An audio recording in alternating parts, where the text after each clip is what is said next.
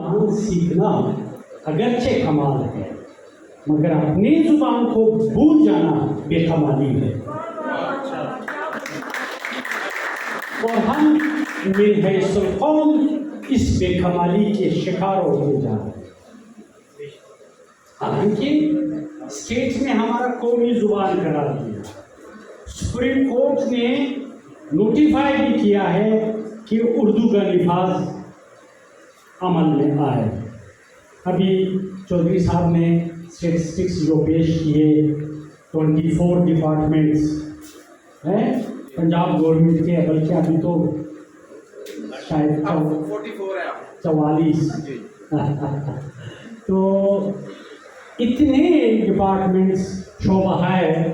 نظم و نسق جتنے بھی ہے، تو اردو سخی نہ ہو جائے بس یہ۔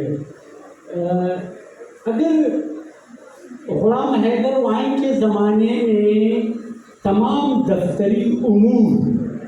بطریق احسن اردو کے ذریعے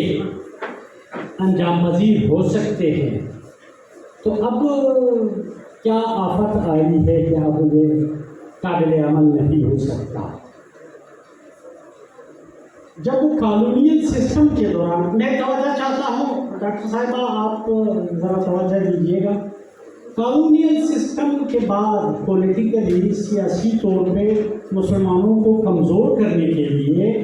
خلافت عثمانیہ سے نجات کے بعد برصغیر میں وہ جو مسلمانوں کی ملی اتحاد تھی اس کو کمزور کرنے کے لیے نسل نو کو اپنے اسلاف کے کارناموں سے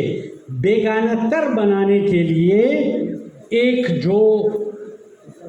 خطرناک اقدام کیا وہ یہاں سے بیک جنبش قلم فارسی زبان کی برصغیر کے دفتری امور سے بے دخلی تھی۔